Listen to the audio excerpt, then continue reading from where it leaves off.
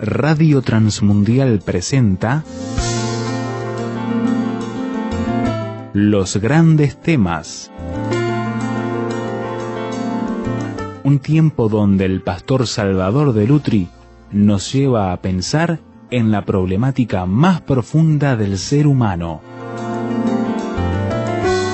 Los Grandes Temas.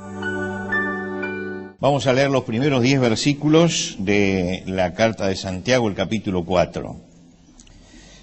Santiago, cuando escribe, hace una cantidad de preguntas que se llaman preguntas retóricas, es decir, preguntas que llevan en sí misma la respuesta, pero que son importantes para llamar a la reflexión. Comienza con estas preguntas. ¿De dónde vienen las guerras y los pleitos entre vosotros? ¿No es de vuestras pasiones las cuales combaten en vuestros miembros? Codiciáis y no tenéis, matáis y ardéis de envidia y no podéis alcanzar. Combatís y lucháis, pero no tenéis lo que deseáis, porque no pedís. Pedís y no recibís porque pedís mal, para gastar en vuestros deleites. Oh almas adúlteras, ¿no sabéis que la amistad del mundo es enemistad contra Dios? Cualquiera pues que quiere ser amigo del mundo se constituye enemigo de Dios. ¿O pensáis que la Escritura dice en vano, el Espíritu que Él ha hecho morar en nosotros nos anhela celosamente? Pero Él da mayor gracia. Por esto dice, Dios resiste a los soberbios y da gracia a los humildes. Someteos pues a Dios, resistid al diablo y huirá de vosotros. Acercaos a Dios y Él se acercará a vosotros. Pecadores, limpiad las manos, y vosotros, los de doble ánimo, purificad vuestros corazones. Afligíos y lamentad y llorad. Vuestra risa se convierte en lloro y vuestro gozo en tristeza. Humillaos delante del Señor y Él os exaltará. Hace unos cuantos años atrás, una maestra de niños tuvo un problema porque una nena, en plena clase, le pregunta, no sé cómo se le ocurrió a ella hablar de los 10 mandamientos, y la nena le pregunta, ¿y qué es el adulterio? Entonces la maestra se quedó a ver qué le contestaba, y entonces era la época en que los lecheros venían todavía con el tarro de leche a la casa, y le dijo, bueno, dice, cuando el lechero le echa agua a la leche, la está adulterando, eso es el adulterio. Yo imagino en la mente de la chica pensar que Dios en los 10 mandamientos se acordó de que la leche no tenía que tener agua, ¿no? Salió del paso, pero indudablemente la explicación que dio era una explicación de escapada, no nada más que eso. ¿Qué es el adulterio? Porque aquí el tema central que trata Santiago es el tema del adulterio espiritual, o almas adúlteras.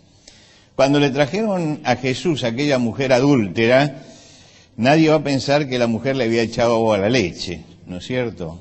Le trajeron una mujer que había roto el pacto matrimonial.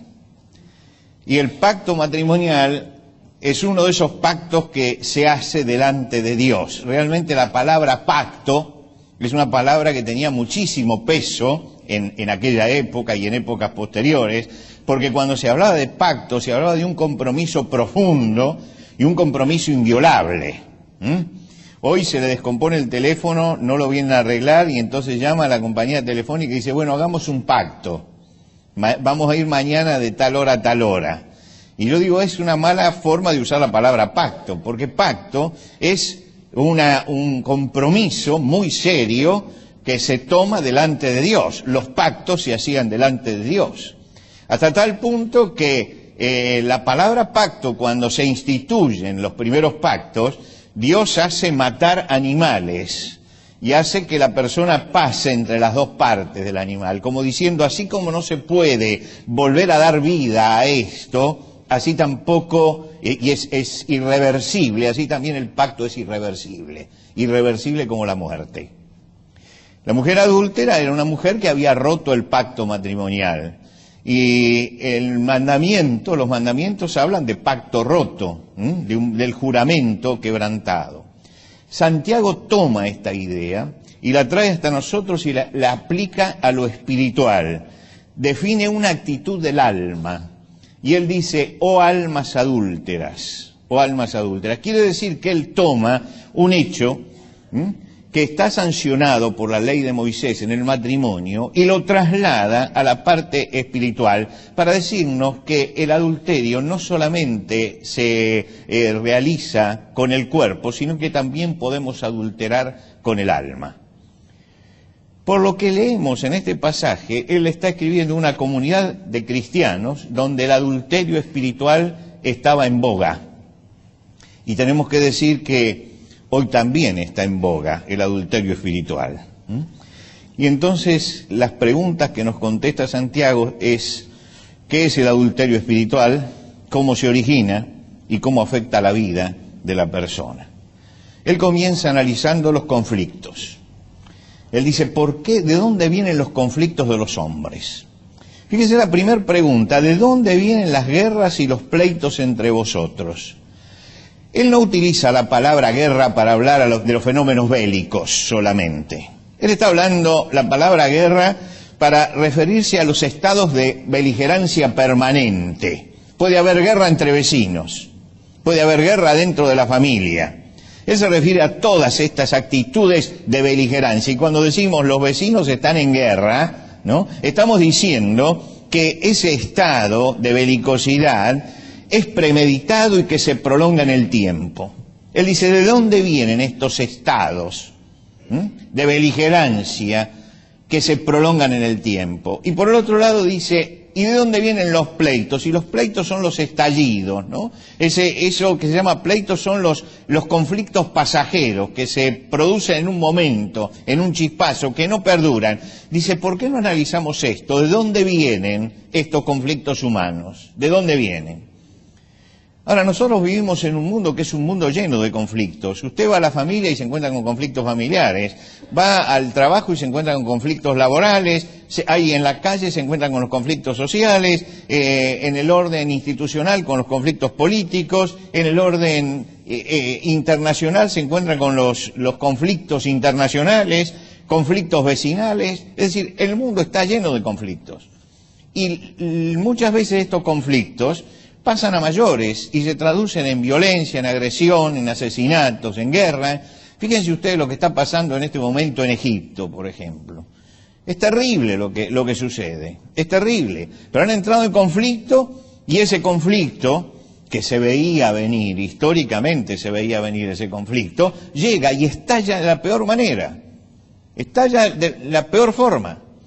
Y Santiago nos hace esta pregunta, ¿qué es lo que origina los conflictos? Dice, y contesta en la pregunta retórica, ¿no es de vuestras pasiones, las cuales combaten en vuestros miembros? ¿No es que la pasión hace que la persona y que las sociedades pierdan su criterio y su racionalidad? Existe una tiranía de las pasiones. ¿Y qué son las pasiones? Son deseos irrefrenables.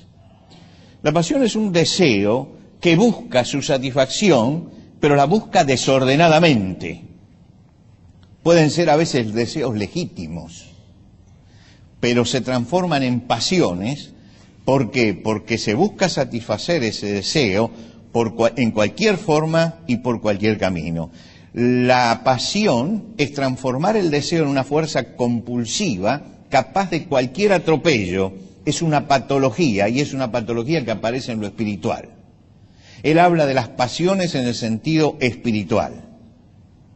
Es decir, que esos deseos se pueden transformar en grandes tragedias. ¿Y dónde se inicia la batalla? ¿No es de vuestras pasiones las cuales combaten en vuestros miembros? Es decir, que todo conflicto nace en el corazón del hombre. Todo conflicto nace en el corazón del hombre. No hay ningún conflicto que se genere sino dentro del corazón del hombre. Así como no va a haber nunca paz si no hay paz en el corazón del hombre. Es decir, el problema está dentro del hombre. se originan en el interior. Las guerras y las contiendas se originan en el interior de la persona. Y hay que saber colocar el problema donde debe estar. Nosotros estuvimos en nuestra última visita a Perú, estuvimos en un temblor, ¿no? Y a ellos tienen escuchaba yo una publicidad que tenían ellos, muy interesante, que decía, los terremotos no matan, matan los edificios. Ahora usted piense, la tierra tiembla, no es la tierra la que mata, es todo lo que se le cae encima en ese momento. Entonces le explican cómo manejarse dentro de los edificios. Hace 2 días veía una publicidad aquí en nuestro país acerca de las armas. Están tratando de desarmar a la gente porque la gente tiene armas en la casa. Y entonces la publicidad es, las armas matan. No, las armas no matan. Lo que matan son las personas, no son las armas. Quiere decir que a veces nosotros ponemos el énfasis donde no lo debemos poner. Santiago dice, mire, si hay conflicto, si hay guerra, ponga el énfasis donde debe ponerlo. Es el hombre, es desde el hombre. Es el combate interno que el hombre tiene, el que se expresa hacia afuera. El mal sale del corazón del hombre hacia afuera. No lo busquemos por otro lado.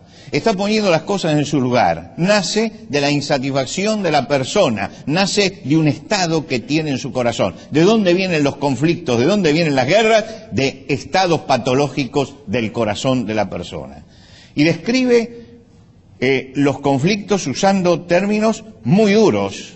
Por supuesto que en sentido figurado. Dice, esa insatisfacción hace que se codicie, 10º mandamiento, no codiciarás, se codicie.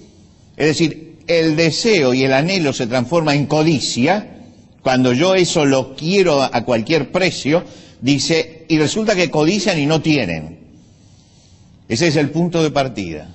Y después dice, se desencadena el resto, y entonces matáis y ardéis de envidia. Está usando figuras, estamos eliminando. Usted no escuchó decir, para mí fulano de tal está muerto. Está muerto, lo mató, pero lo mató en sus sentimientos, en su pensamiento, no lo quiere ver más. Fulano de tal está muerto. Y no está muerto, está allí. Bueno, hay gente que mata y arde de envidia y dice, y combate y lucha sin resultados, porque las pasiones lo llevan a eso. Y entonces dice, cuando ve que no lo alcanza, entonces dice, voy al recurso espiritual y se pone a orar. Dice, y entonces ora y pide, pero resulta que Dios no puede contestar porque está pidiendo para gastar en sus propios deleites, dice, está pidiendo mal. Lo que quiere decir que hay una distorsión total. Cuando la pasión entra, distorsiona todo, incluso distorsiona también la vida espiritual de la persona, porque llega a hacer oraciones que son inviables. ¿Por qué? Porque no las dicta el equilibrio emocional y racional de la persona, sino que las está dictando justamente la pasión que hay en él. Y la pasión, la palabra pasión viene del griego, viene de la palabra enfermedad. Cuando dice es un apasionado, para los griegos es un enfermo, y realmente es un enfermo. La pasión es una enfermedad, él está hablando de eso. Y ante la frustración se busca, dice, y entonces piden y no reciben tampoco. Es decir, hay una constante frustración, persiste la insatisfacción, producto de una batalla puramente humana, que ha ignorado totalmente a Dios, que ha ignorado, que pasa por encima de los mandamientos y que no cuestiona la legitimidad de lo que está pidiendo o de lo que está deseando. Muestra un estado de confusión y de fracaso espiritual que muchas veces afecta a los cristianos también. Santiago coloca la calificación. Dice, esto sucede, cuando le sucede a un cristiano es porque su alma es un alma adúltera. Adúltera, porque ha quebrado el pacto. Ha quebrado el pacto. Si pasa esto, dice, es porque ha adulterado. Y esto del adulterio es una imagen que la trae del Antiguo Testamento.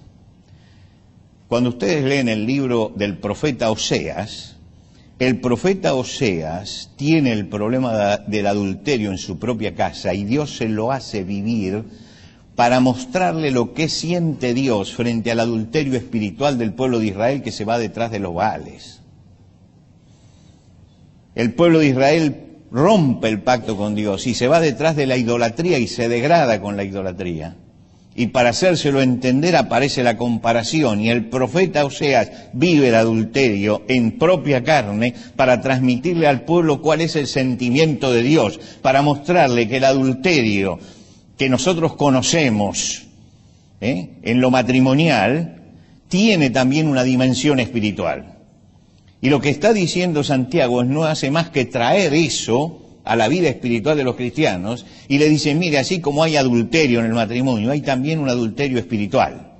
¿Y cuándo se produce el adulterio espiritual? Cuando yo digo, por ejemplo, yo soy un cristiano, yo soy del Señor, me llamo cristiano. Cuando yo digo soy cristiano, estoy diciendo que pertenezco a algo, estoy diciendo que tengo un compromiso espiritual. Cuando digo, por ejemplo, soy espiritual, estoy diciendo que me dejo guiar por el Espíritu de Dios, que creo en el poder de Dios.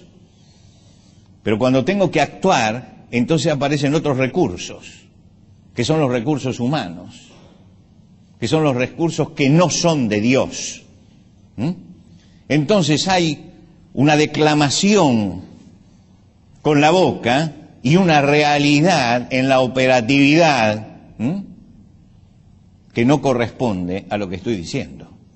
Entonces lo que me está diciendo Santiago es el adulterio espiritual es esto, que usted está diciendo, yo soy cristiano, me manejo con el Señor, creo en el poder del Señor, pero cuando me aprieta el zapato, entonces busco cualquier recurso y me olvido de Dios y de la fe y de todo lo demás. Y entran las pasiones a moverme y entonces pierdo el equilibrio espiritual. Es interesante esto. La palabra de Dios habla de dos polos que están permanentemente en pugna. Dice, ¿no sabéis que la amistad del mundo es enemistad contra Dios? Cualquiera pues que se hace amigo del mundo se considera enemigo de Dios. Este versículo necesita una aclaración, y necesita una aclaración porque mucha gente lee esto y lo interpreta mal. Acá, cuando usa la palabra mundo, el Nuevo Testamento, no está hablando de la sociedad. Es una cosa totalmente diferente. La palabra mundo es la palabra, nosotros la tenemos en nuestro castellano, la palabra mundo griega, es la palabra cosmos. Y cosmos significa orden, significa arreglo. De ahí viene la palabra cosmético, cosmiatría y todo esto, orden, arreglo. Lo que está hablando es de la organización, de la metodología, está hablando del orden. Está diciendo, si usted se guía por el cosmos, por el orden que tiene la gente que no es cristiana, que se maneja con cualquier criterio con tal de lograr sus objetivos, que no le interesa realmente que la ética lo sostenga, que está diciendo que lo importante es el objetivo final, no la metodología con la que se llega. Si usted se va a manejar con ese criterio, entonces está usando las herramientas del cosmos de abajo. Eso de que el fin justifica los medios.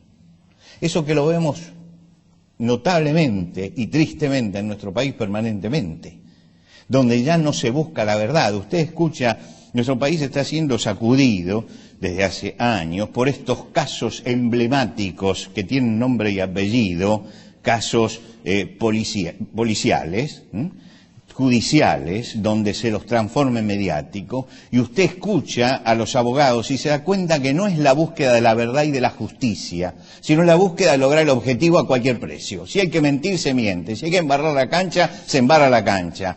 Si hay que pasar por encima de la verdad, se pasa por encima de la verdad. Pero lo importante es cumplir el objetivo. Y eso nos advierte Santiago, no podemos nosotros pensar que el fin justifica los medios, que con tal de satisfacer la necesidad voy a usar cualquier método. Dice, cuidado, que hay un sistema social, hay un orden social, hay una metodología que no se corresponde con la metodología de Dios. Usted está metido dentro de esa sociedad, no se puede escapar dentro de esa sociedad, pero no tiene que usar esos medios que esa sociedad usa. No se puede usar esos medios. ¿Por qué? Porque es la sociedad que se opone a Dios, los sistemas pecaminosos para actuar, la metodología del mal, la forma hipócrita de manejarse, la participación en los sistemas corruptos. Y bueno, pero todos lo hacen. Sí, pero aunque todos lo hagan, yo no lo tengo que hacer. Porque soy cristiano, y porque si digo que yo soy cristiano, estoy diciendo que respondo a ciertos principios que son los principios de Dios, no a los principios de la corrupción. Entonces, si mañana me detienen porque cometí una infracción de lo que sea, me detiene un policía y me dice, cometí una infracción de tránsito, yo sé cuál es la metodología de toda la gente. ¿Cómo arreglamos? ¿Cómo arreglamos? ¿Y cuál es la metodología del cristiano? Hay que tener cuidado allí, porque es en esas pequeñas cosas donde empezamos a ver qué es lo que pasa. Yo me acuerdo que teníamos que estacionar, habíamos pedido estacionar de la mano incorrecta frente a la iglesia los días de culto. Y fui y presenté un petitorio en la municipalidad. Miren, los días domingo necesitaríamos frente a las dos, en los dos extremos de la calzada, estacionar. Ahora, uno está permitido, el lado derecho, pero el lado izquierdo no. Entonces necesitamos permiso para eso. Bueno, dice, no hay ningún problema. Anotaron. A los 4 meses vuelvo a ir. Y le digo, mire. Dice, pero pastor, ¿qué está esperando? Estacione. Digo, no, yo no voy a estacionar, no voy a decirle a la gente que estacione, si no hay un permiso especial de ustedes. Si ustedes no ponen un cartel que diga que está permitido estacionar allí. ¿Qué me contestan? Bueno, pero todos lo hacen. Sí, todos lo hacen, pero yo no lo puedo hacer. Y esto es lo que tenemos que tener. Todos lo hacen, pero yo no lo puedo hacer porque yo soy cristiano.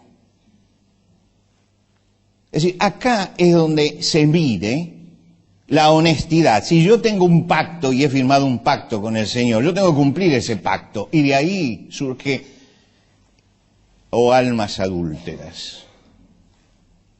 Porque yo sé que la metodología es esa. Yo sé que la metodología es esa. Pero yo voy a entrar dentro de esa metodología. Yo sé que el sistema es ese. Pero yo tengo que entrar dentro de eso. Hay una tensión que no se puede nunca conciliar. Los cristianos siempre han tenido tensiones contra los sistemas decadentes, siempre, desde el principio. Lean ustedes el libro de los Hechos de los Apóstoles, ya aparecen las primeras tensiones y esas tensiones se van a prolongar. Porque como dice acá Santiago, la amistad, el que yo utilice un sistema decadente, corrupto para manejarme, hace que me enemiste con la otra parte. Es decir, estas dos cosas no pueden convivir. El apóstol Pablo, cuando escribe a los Corintios, todavía es más duro. Dice, no pueden ustedes beber de la copa del Señor y de la copa de los demonios. No pueden sentarse a la mesa del Señor y a la mesa de los demonios. ¿Qué compañerismo tiene la luz con las tinieblas? ¿Y qué comunión la luz con las tinieblas? Es decir, está diciendo, mire, no se pueden juntar las dos cosas. No se pueden juntar las dos cosas. Y cuando se juntan esas dos cosas, es decir, cuando yo digo soy cristiano, pero después de todo me tengo que amoldar, ahí es cuando empiezan los problemas espirituales. Y este es un problema grandísimo. Es un problema que, como dije al principio, aquejaba a aquella iglesia, pero aqueja también hoy. Y nos aqueja también a nosotros. Nos aqueja ¿por qué? Porque queremos conciliar lo irreconciliable. Y cuando uno quiere conciliar lo que es irreconciliable, entonces cae en el adulterio espiritual. Tenemos siempre la tendencia a pensar que, bueno, el mundo está hecho así. Que todos codician, que todos envidian, que todos pelean, que todos tratan de eliminar al adversario y que yo tengo que moverme dentro de ese mundo. Sí, pero tengo que moverme dentro de ese mundo, por supuesto, no me voy a ir a vivir a la montaña ni a hacerme monje de clausura. voy a vivir en el mundo, pero voy a vivir ejerciendo resistencia frente a todas esas cosas, porque eso es cristiano, ejerciendo resistencia. Y podemos resistir ¿por qué? Porque dice, Él da mayor gracia. La gracia de Dios, el auxilio de Dios, es lo que nos permite resistir. Entonces está diciendo, miren, Dios resiste a los soberbios, a los que elaboran su propio camino por encima de los caminos de Dios. Dios los resiste, pero da gracia a los humildes. ¿Qué es una persona humilde? Es una persona que se valora correctamente y que se ubica donde corresponde. Se ubica donde corresponde. ¿En qué lugar estoy ubicado yo? Mire, yo entiendo que hay un Dios que está por encima y que es el que manda. Debajo de Él estoy yo. Que hay un Señor Jesucristo que es el Señor de la historia y es el que manda. Y debajo de Él estoy yo. Ahí me empiezo a ubicar. Por lo tanto, yo no puedo poner mis propias leyes, ni puedo quebrantar las leyes de Dios. Ahí es cuando empieza la humildad, cuando digo, no, yo tengo que echar la cabeza frente a ciertos principios, ciertas leyes, porque vienen de arriba, no vienen de abajo. Y yo puedo discutirle al mundo de abajo, puedo discutirle, y puedo señalarle los problemas. Pero lo que no puedo hacer es unirme a la corrupción, unirme a las metodologías del mal, unirme a todo eso, porque entonces caigo en almas adúlteras. Estamos entre dos polos opuestos y cada uno de esos polos ejerce presión. Y Santiago dice, someteos pues a Dios y resistid al diablo y huirá de vosotros. Está diciendo, si hay dos polos allí, usted ubíquese, ¿no? Y sométase allí y resista. ¿Por qué? Porque resistir es la clave, la resistencia espiritual al mal, a la corrupción, a la inmoralidad, a la injusticia, a la deshonestidad. Si no hacemos resistencia, entonces la deshonestidad se expande y reina. Es el cristiano el que tiene que hacer resistencia a todas estas cosas. Es el cristiano el que tiene que ejercer desde allí la resistencia. La resistencia no es hablar, es vivir, es comprometerse. Y Dios dice que manda siempre el oportuno socorro a la persona que está bajo presión. El planteo que nos hace Santiago acá, como todos los planteos de Santiago, nos pega en el peor lugar, ¿no es cierto?, que es en nuestro ego. Pero está diciendo, el asunto no es proclamar soy cristiano, el asunto es vivir como cristiano. Y tenga cuidado con que su alma no sea un alma adúltera, que esté viviendo una duplicidad. Y termina con una nota esperanzada, porque él dice, bueno, puede ser que nos hayamos equivocado, siempre existe la posibilidad, y también existe la posibilidad de rectificar el rumbo.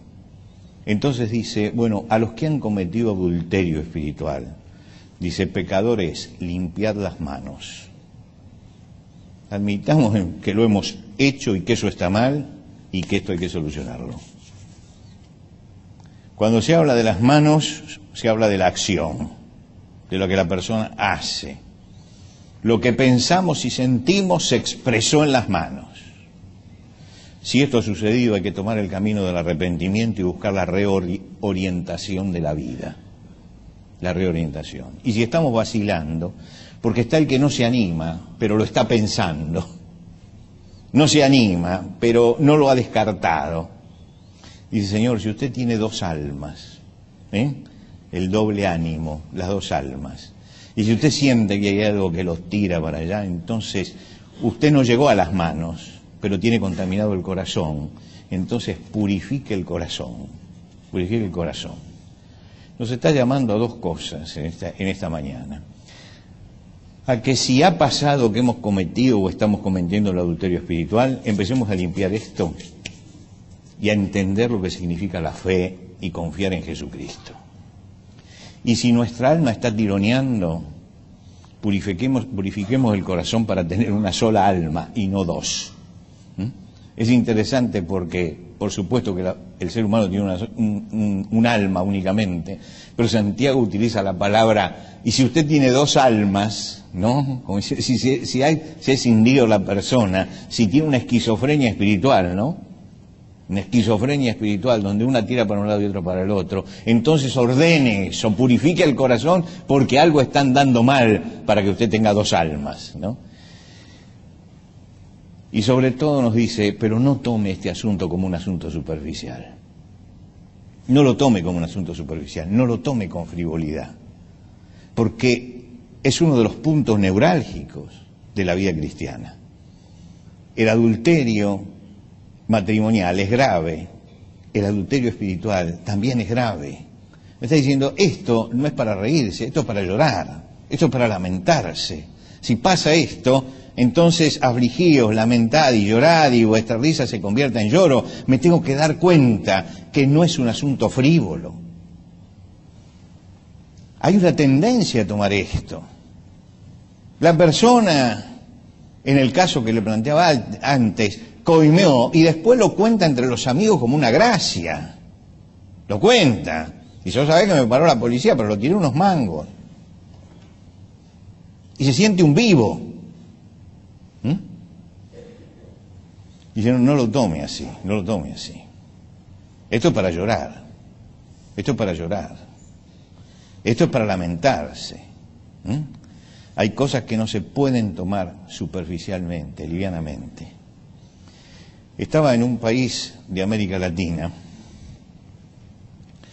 y el pastor me pidió que si podía atender a un matrimonio. Yo no atiendo, por una cuestión de respeto, ningún pastor atiende casos de otra iglesia, salvo que el pastor se lo pida. Y el pastor vino y me pidió porque dice, este es un matrimonio joven, con una muy buena posición económica, y el hombre cayó en adulterio y necesitan ayuda espiritual. Y vinieron porque ella quería buscar una solución. Así que me dijo, pastor, ¿podría usted atenderlos? Y bueno, yo no los conocía, pero me los presentaron en el momento, nos sentamos y yo necesitaba conocer el caso. Y entonces le digo, bueno, cuéntenme, ¿qué es lo que pasó? ¿Qué es lo que pasó? Y la mujer había sospechado que su esposo la engañaba. Y lo descubrió. ¿Pero cómo lo descubrió? Ella sabía o sospechaba que su esposo iba a encontrarse con otra mujer, y entonces ella salió con su automóvil detrás, escondiéndose para que no lo viera, hasta que se produjo el contacto. La otra mujer subió al coche de su esposo, y entonces ella dice, yo me puse a la par y empecé a gritarles desesperadas para que pararan y todo lo demás. En ese momento que ella cuenta eso, el esposo empieza a reír. Y se ríe, y yo lo miro seriamente, porque yo veía a esa mujer realmente desesperada. Lo contaba y lloraba, y él se reía. Y lo miro con una mirada fulminante, que es hasta donde puede llegar un pastor. Si no fuera pastor hubiera llegado más adelante. Pero hasta ahí puedo llegar para que las pasiones estén en su lugar. Y me dice, disculpe, me dice el pastor, pero fue tan gracioso. Fue tan gracioso. Y le dije, señora, esto no tiene arreglo. Si para él lo que pasó es gracioso, este hombre no tiene conciencia de lo que está pasando. Este hombre no tiene conciencia, no tiene conciencia. Hay cosas que no se pueden tomar livianamente ni superficialmente, ni pueden llamarnos a risa. No puedo decir, disculpe pastor, pero fue tan gracioso. Tan gracioso. Muchas veces se toma el mal como gracioso. No, no es gracioso, no es gracioso. Es tremendo, es trágico. ¿Cómo va a sanar usted una herida de ese tipo? ¿Cómo va usted a marcarle un remedio si una de las partes le está diciendo que lo que pasó es gracioso? Si no alcanza a entender lo que pasa en el otro corazón. Y esto es lo que nos está diciendo Santiago en la carta. Dice, señores, esto no es para tomarlo superficialmente, porque él sabe que muchos cristianos lo toman superficialmente. Dice, esto es para llorar, esto es para lamentarse, esto es para angustiarse si sucede esto, porque estamos andando mal entonces. Hay cosas que no se pueden tomar livianamente, no se pueden tomar superficialmente. Y por eso dice, humillaos delante de Dios, y Él os exaltará. Es tremendo este pasaje, es tremendo, porque plantea desnuda la necesidad de cada cristiano de ubicarse correctamente delante de Dios. Que Dios nos dé la gracia necesaria como para mirar nuestro propio corazón, nos dé la ayuda del Espíritu Santo para analizar nuestro propio corazón también. Que podamos orar como nos enseña la Escritura. Examíname, oh Dios, y conoce mi corazón, y ve si hay en mí caminos de perversidad, y guíame por el camino eterno. Este es el pedido que uno tiene que hacer al leer esto.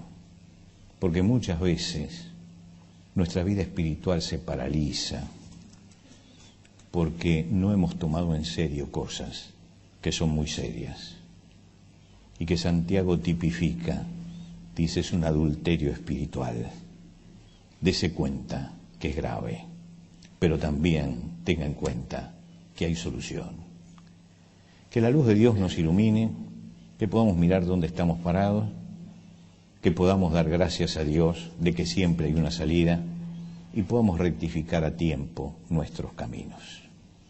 Que Dios nos bendiga para que podamos hacerlo esta semana.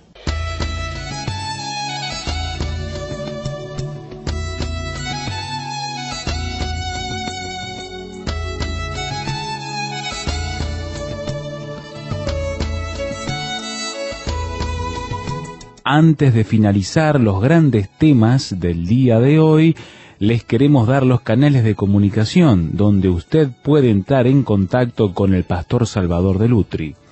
Por carta, hágalo a Los Grandes Temas, casilla de correo 5051, Montevideo, Uruguay. Los Grandes Temas, casilla de correo 5051, Montevideo, Uruguay. Y el correo electrónico losgrandestemas@transmundial.org. losgrandestemas@transmundial.org. Nos encantaría escuchar de usted, saber cuáles son sus comentarios, preguntas, reacciones e inquietudes sobre el tema de hoy. Por ahora nos despedimos hasta otro espacio de Los Grandes Temas, una producción de Radio Transmundial.